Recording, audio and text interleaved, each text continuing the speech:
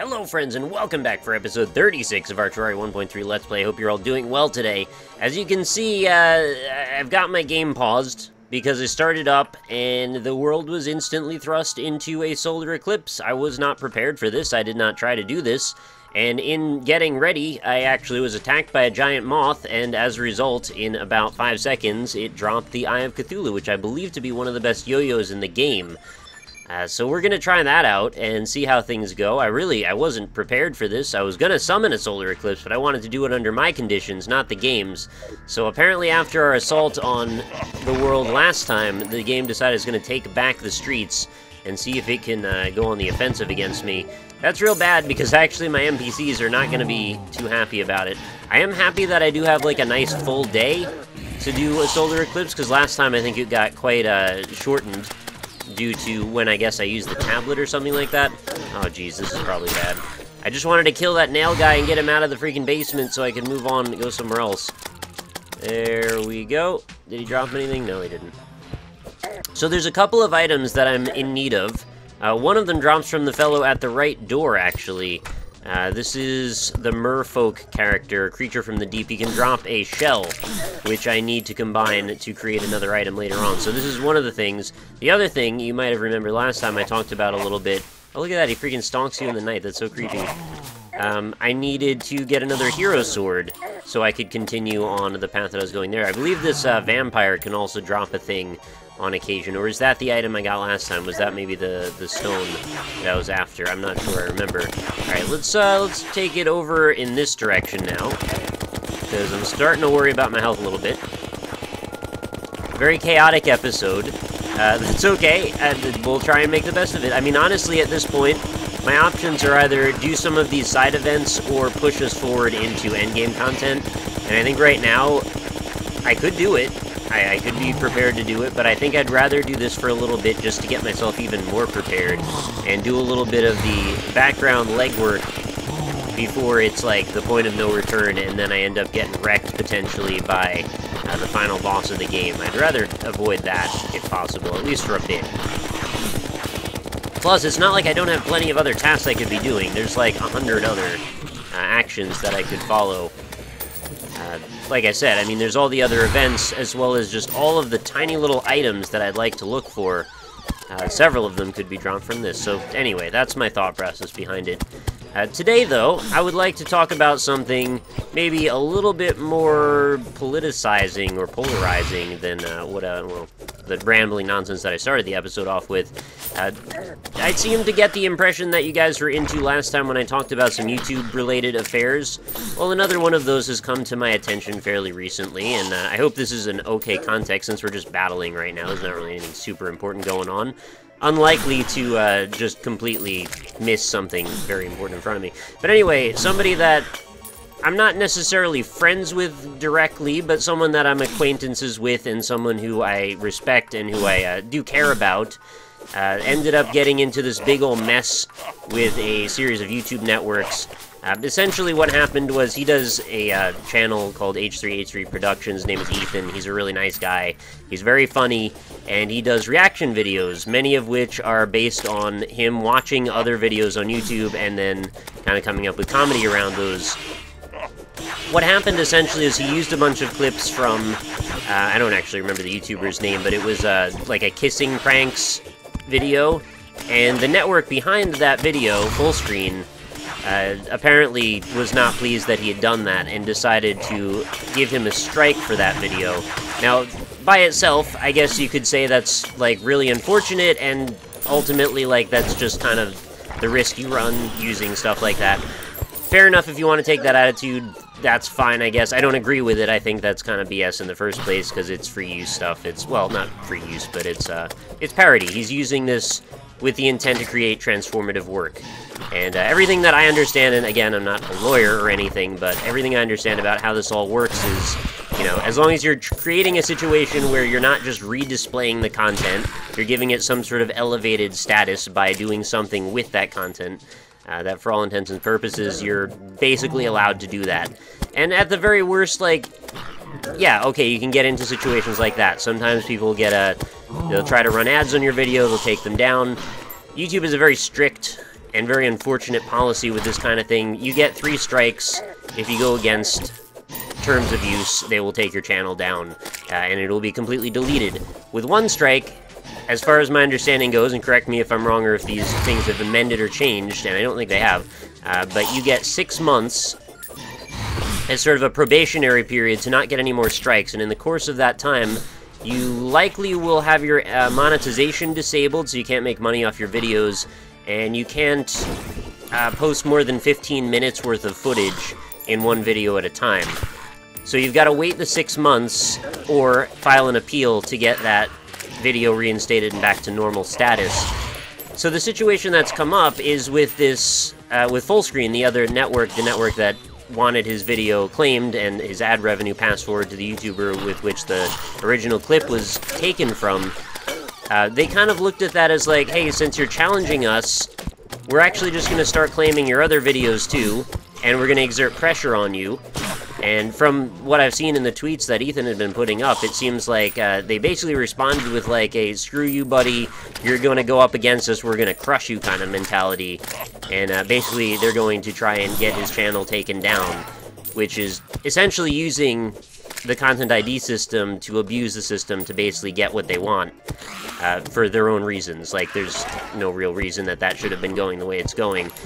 His own network apparently folded and decided to go with Fullscreen and didn't try to defend him, which I guess if you're a small network and you don't have a lot of legal defense, maybe that's very intimidating and you choose just not to ruffle any feathers and throw your content creators under the bus in favor of not having to deal with it. That generally seems to be what I understand to be how networks seem to run. They take a bunch of money from YouTubers for the most part, and they will just do whatever they can to preserve themselves and never have to come to bat whenever anything actually bad comes up. It's a really unfortunate situation, and it seems to be picking up quite a bit of traction on social media from what I've seen this evening. People that I never would have expected are all kind of going to bat against Fullscreen in this case, and I have to say, like, honestly, I don't want to group all networks together. My current network, Curse, has been lovely to me, and I haven't had any complaints. My last network, Machinima, has been awful, but they're not the ones that are the offenders in this particular case, so I'm not meaning to throw them in either at this point. I just wanted to say there is some differentiation that occurs. It's all really unfortunate, and even though, like, I'm not necessarily, like, somebody that Ethan knows personally or anything like that, I feel like there's a certain kind of camaraderie amongst YouTubers, people that watch each other's channels, people that care about what they're doing, and just kind of want to see, you know, each other to make sure that we're okay. I mean, nobody's getting mega rich off of our level of content creation. We're just doing this to, you know, pay our bills, buy our groceries, and just try to do what we love. So to see somebody, in this case the network, that is potentially doing just fine, essentially just creating a lot of walls and difficulties and just complete, you know, frustration for someone who isn't really trying to create any problems for anybody else, I find to be very obnoxious and disheartening and unnecessary. You know, what are you gaining from this?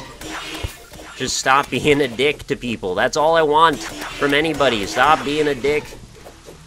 I don't know why it's so difficult. I mean, it's money. When money gets involved, people get weird. And it's unfortunate. I wish we could just look at each other on a more human level, have a little bit more respect for each other, and stop forgetting that we're all just trying to get by here. It's not going to cause the initial content creator much of any dismay for this to have gone uninterrupted. The person whose kissing prank videos were used in his video, I don't think there's going to be any issues at all stemming from this. There will be no loss of monetary income. It's just another day that'll go by. So those are the options. You could either not cause any problems, or cause lots of problems and potentially cause someone their entire livelihood. It's just, I've gone through the same kind of things in the past when I was still just starting up. I had somebody, a fan of my videos, think they were helping me. They went and clicked on one of my ads on my my website, indie-impressions.com. They thought what they were doing was actually just getting me more revenue by watching a bunch of ads and being engaged with them. It ended up getting me red flagged, and then I ended up getting my AdSense revoked. It was a huge pain in the butt, and I got really, really lucky to have gotten in a position where I could even be allowed to continue doing what I do.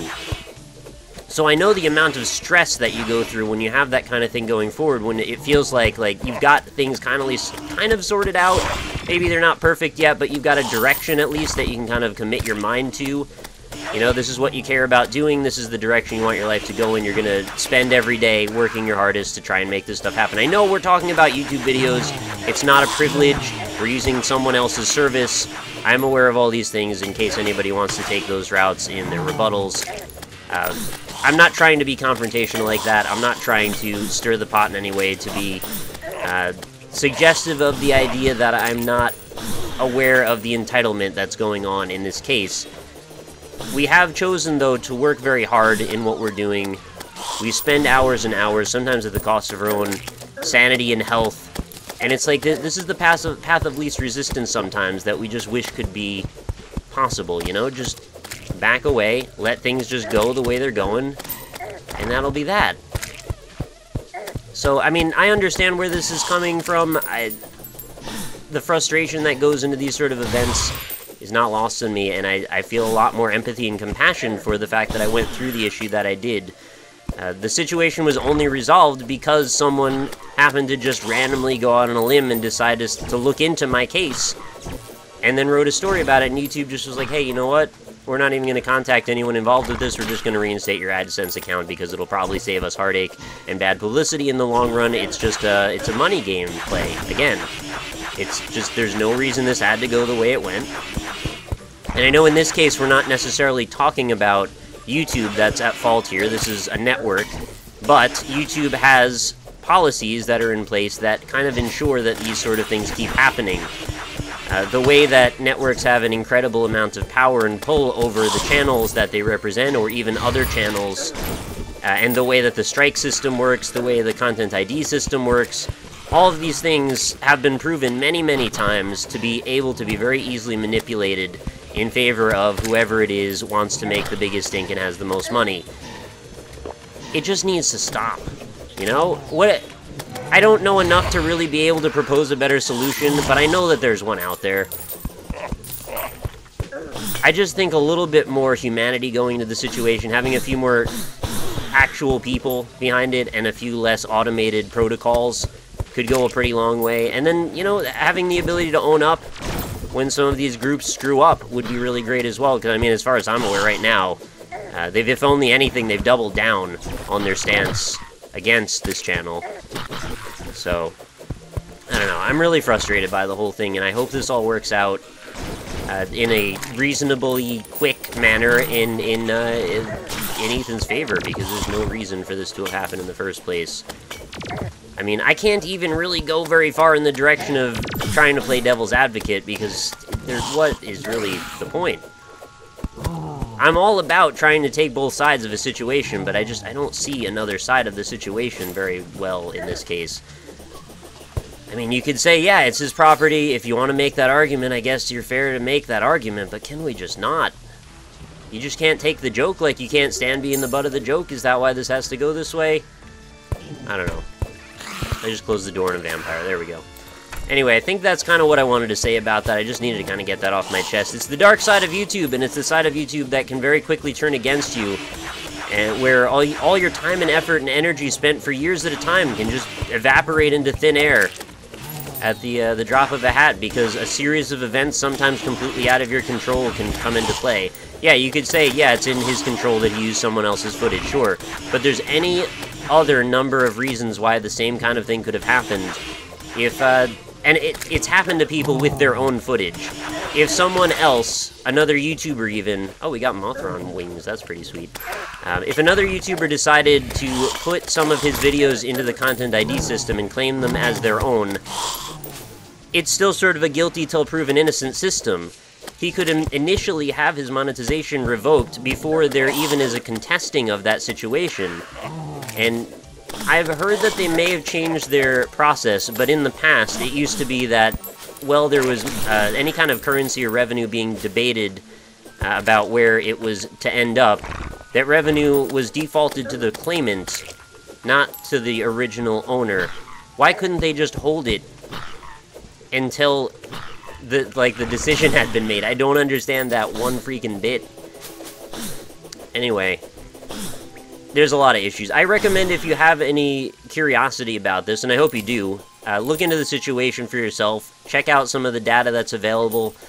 There is a lot of it available if you go and you search some of these various things like Content ID System, or the various people that have run into trouble in the past. I mean, I'll go ahead and post the link to my own personal situation so you know what I'm talking about, and the Kotaku article that helped get things back into business for me.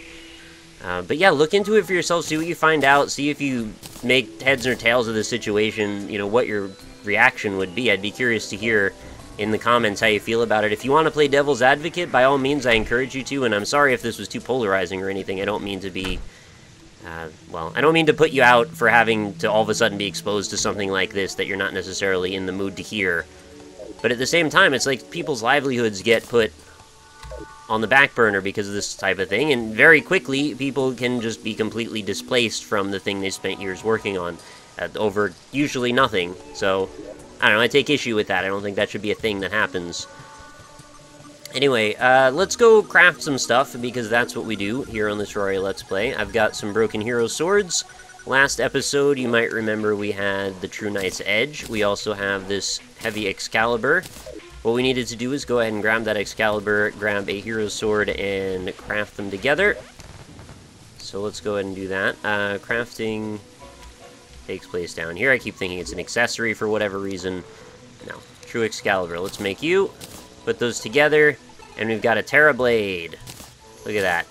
Woo! Sword of the Hero. Achievement unlocked. So I guess if I want to be a true completionist, I'm going to have to go back and make all of the other prior swords on the path to this one again. Well, it's okay. We've got this one for now.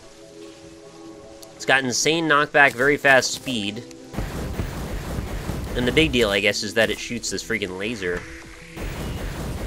Oh, it's not a laser, it's a bunch of swords. That's kind of cool. They actually seem to cast some dynamic lights as well, so, you know, we've got a few kind of cool things coming from that. I would like to maybe try this out. One of the other enemies, though, that I've got to find... I don't think I'm going to have a lot of options for finding right now. I'm killing all these worms that I could be picking up for bait. I need to find some werewolves on a full moon, and I was looking into on the wiki what that means exactly. Apparently the full moon, or the variety of different moon phases, have like a ton of different bearings on things that change, ranging from vendors having different items to having different fishing augmentations, sometimes plus or minus to your efficacy in that. Different vendors, I said that already. There's like a painting vendor that can have different ones. You can use that to kind of judge what you're going to have. If you run into the underground goblin guy, he can actually have different yo-yo trinkets there as well. So yeah, there's a lot of different things that you can run into based on the phase of the moon. But I need to get it into the full moon status so I can fight werewolves, so I can get the stone that I need to combine with the mermaid stone that I didn't get during that last one. Which will then eventually combine with the Celestial Stone I made on the last episode, and then I'll have this ultimate, like, 4-tiered stone that lets me turn into a werewolf and a mermaid and gives me powerful bonuses in day to night. It's good. It's something that I want to get in the future, and I'll have to keep my eyes out on ways to figure out how to do that. I don't think there's a way to force your world to be thrust into full moon status. I'd like to also check out these Mothron wings. What do I need to do with these? Are they just done as they are? Oh, they are. They're actually just straight up good. Alright, let's try these out. Let's see the look that we've got here. Oh, okay, so we've got full-on, like, Silence of the Lambs cover stuff going on here. How high does this take me? I bet it's not as far as the one I've already got. Okay, it goes all the way up to my little dirt island. That's pretty good. Let's switch it back. I want to see if this one is just as good. Also, I can switch it to defense, which is kind of nice. I like the look of this one a little bit better. Actually, it's exactly the same distance. So I guess this is like the same tier, roughly, as far as wings go. Well, good to have it, at least. I mean, I would like to collect all the wings, of course. I have a little mobility/wings chest over here that's got nothing in it right now. So I'll be happy to add that to the group. I mean, if I want to go statistically speaking, I probably should use the defense wings. Allows flight and slow fall. Yeah, they all say that. Alright, we'll try this out, just to have something different. If you guys hate them, then, you know, let me know. I can switch back or whatever. What else did I want to do? Well, I've got a few yo-yos. These are both the same. Might as well go ahead and sell one of them, because why keep two? I'm gonna guess it probably sells for quite a bit. 11 gold, yeah, that's nothing to scoff at. And we've got a couple of spells hanging out down here just because I don't really need them at the moment. Alright. I mean, the rest of the stuff is really just extra. I mean, I don't really need any more hero swords as far as I'm aware. I'll check with this guy just to make sure there's not any other stuff. Sorry if I seem a little bit all over the place in this episode. I guess I was a little bit flustered from this whole happenstance that's going on. I hate to see people that I care about get put in these positions where they feel powerless, and it's like, it's just on the good graces of someone who's being a scumbag to turn around and stop being a scumbag, and it's like, so rarely do they ever just do that, in my experience. So, I don't know, I just had to let off a little bit of steam. I hope you can forgive me for that. And honestly, I was just curious to hear your own responses about this kind of thing, if you've run into any of these issues yourself.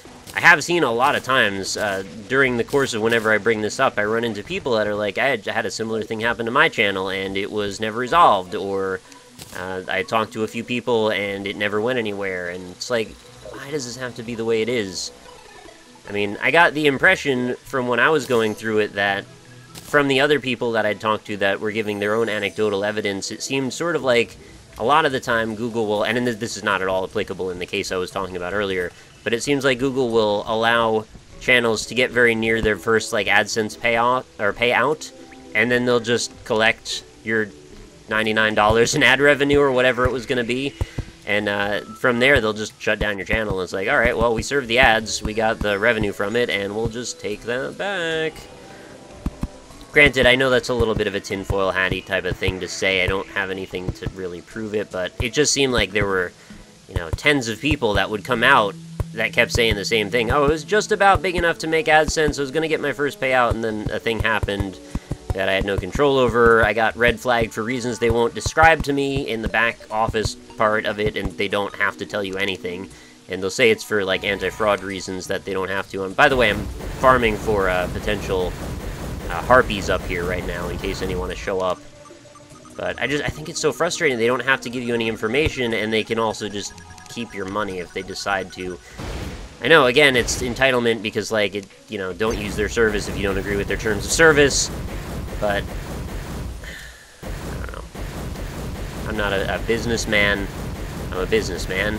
You know? That kind of thing. Of course, when I actually set up here and I want to get into some fights... Oh, you know what? I'm probably not nearly high enough. Am I?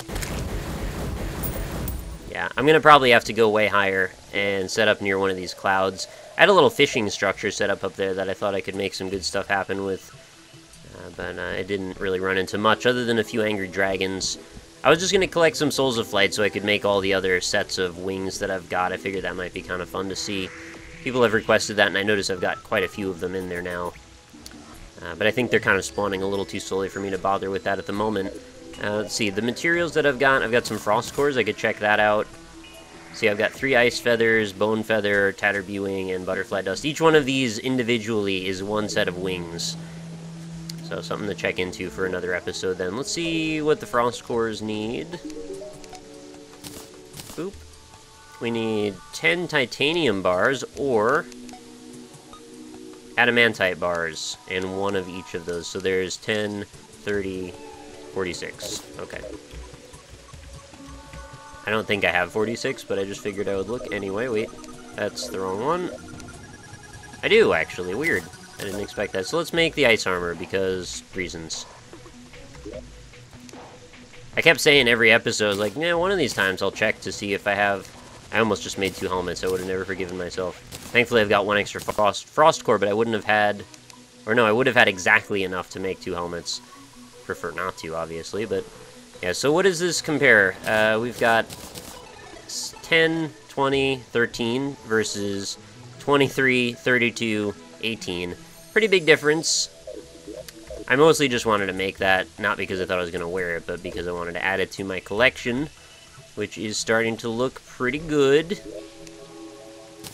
I'll figure out which tier these all belong in. Again, I'm still going to build a museum at some point and set it all up so we can have a lovely little display of all the varieties of armor that I've got.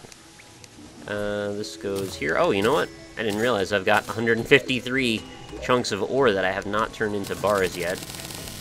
There we go. So yeah, I mean, in summation, I don't want to keep harping on this much longer because I think we're about to wrap up the episode, but I just kind of wanted to bring this to light in case people kind of forgot or weren't ever around to hear that these issues do happen on the regular. And it might seem like easy breezy beautiful cover girl sometimes on the YouTube front, but there's a lot of stress that goes on that like you just kind of don't have control over, and you're just at the whim of whatever's going on in your region.